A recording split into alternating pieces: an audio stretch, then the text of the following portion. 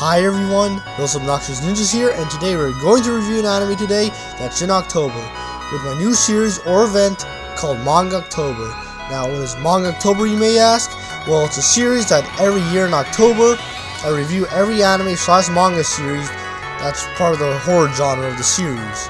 I'm also bringing back the series I did last year called Watchtober, where I react to like every horrifying video on YouTube. But anyways, let's get started. Alright, so today I'm reviewing Alabaster, created by the godfather of manga, Osamu Tezuka, that you might probably recognize his works, such as Blackjack, Princess Knight, Dororo, Kimba, and the most recognizable series in the West, Astro Boy. But what if I tell you that Tezuka also made some darker series as well? Well, I mean, Dororo is also darker as well, and hell, even the beginning of Astro Boy is also darker as well, if anyone knows that. But anyways, let's start with the plot of the story, so let's begin. So the plot goes by the person named James Block, a professional athlete in the Olympics who earned 6 medals. Then he also found a girl that he found her way attractive named Susan Ross, then also asked her out as well. After that, Susan's been proud of him hanging out with him, telling him that he's strong and saying a bunch of nice stuff to him.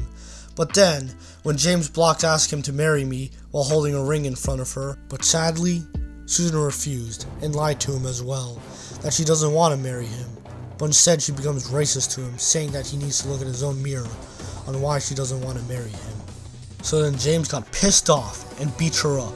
Not only that, but suddenly the whole crowd protects her and beats James up as well, with one person also saying one racial slur to him. Damn. So then James escaped from it, starts grabbing his car and ready to drive, and starts ready to run over a bunch of people trying to beat him up. But the sad part is, he got caught, and now he's sent to the courtroom. So then James was at the courtroom telling the judge the truth, while Susan's making a bunch of lies to the judge. But the sad part is, the judge agrees with her, and now James is sent in to 5 years in prison. So now he's in prison, but suddenly he met this weird, wise old man who's a mad scientist named Dr. F. He also tells James that he's also creating this new invincible ray for him, so that way James won't complain of the skin because most people hate him. And he also gives him some hints to like get the invincible ray. So after 5 years in prison, James is finally free, and now he gets to go in Dr. F's lab. Not only that, he also found the invincible ray, and also tested out to see if it can become invincible. So then when he tests out the invincible ray by shooting his own finger, his skin started to get hurt and feels very painful. But for the second try for the invincible ray, he wants to try out by shooting his own body in it, seeing if people do not want to see his skin because everyone doesn't like him and everyone's racist. Not only that, I mean hell, he's literally glad if he dies he has no regrets. So after shooting the invincible ray with his own body with this Pee Wee Herman-like style, Ow! Ow! What was the point of all that? his whole body's becoming invincible, even though it hurts and you know, it feels very painfully. No, he doesn't turn fully invincible, but suddenly he's skinless. But hey, since you saw my thumbnail in the video, and even the cover for the manga, he is now call himself Alabaster. After that, he went to Susan Ross's house just for revenge, mostly because he ruined his life. So not only did he break into her house, but also immediately shoot her with his invincible ray.